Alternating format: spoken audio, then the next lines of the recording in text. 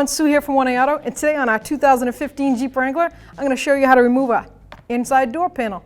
If you need any part for your car, click on the link below and head on over to 1aauto.com. Pull on the inside handle, take this little trim piece off, there's a cover right here, and just pop that out. There you go. I didn't want to break the little tabs because there are little plastic tabs. Now this looks like these bolts do come out, but you don't need to take these out. It's actually just for aesthetic look. So I'm going to take my trim tool, see if I can find a good spot. Let's try right here, and then pop that out. And inside here we have two Phillips head screws with a Phillips mount. Take those right out. The plastic clips on these door panels are really tough. You think that you're breaking it, but you're not. They're like a double stage pull tabs. Then down here we have two Torx bits. This is T25. And then last, inside here, the handle. Now I'm going to remove these. T25. And you'll see one when you open it up. It's right here. The top one holds the inner door handle trim bezel on, and the bottom one here is a bigger bolt. So when you take it apart and put it back together, remember the bigger one goes in the bottom, and that's basically helps the panel stay on the top here. Make kind of a tight fit. There we go. See, it's a threaded bolt, not a screw. Now you can just grab this bezel piece.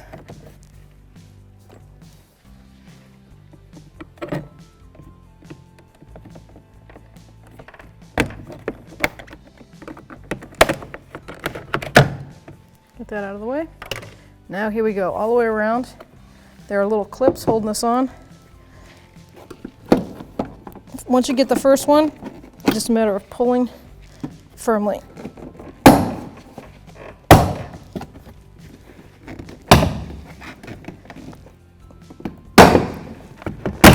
Here we go. Now you don't have to take that off. I didn't on the other side. I'm going to put that back. That was just from the vibration.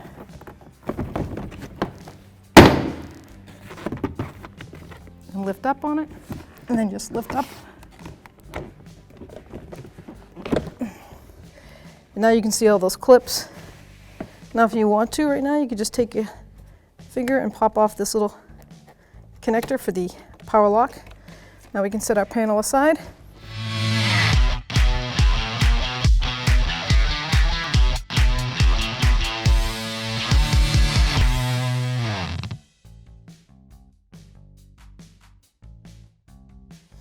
So we make sure that all the tabs are in place. Sometimes they fall out. We look like we got them all in. So I'm going to connect the lock switch.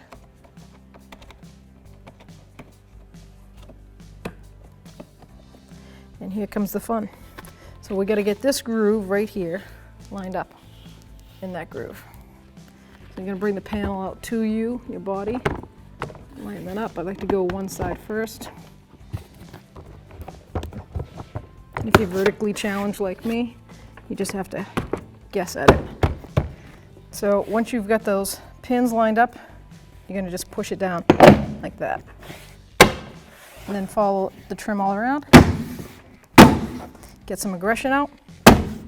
And you hear them all snap, lock right in. Good to go. Two main holding screws in here. Those are the ones with the Phillips head on. Tighten those up. I'm going to put the bezel in. And if you look at this, you get two back tabs that slide in first, then this will click on right up in front here. So pull the handle out, line up those two bezels with that little notch. Pops right in. This is the one that we had, it's a T25. You have a bottom and a top. The bottom one is the bolt and the top one is the screw. That's a screw thread and that's a bolt thread. This one goes in the bottom, behind that handle. And the top one is easier to see. Top one right there. Let's put that plastic piece back in.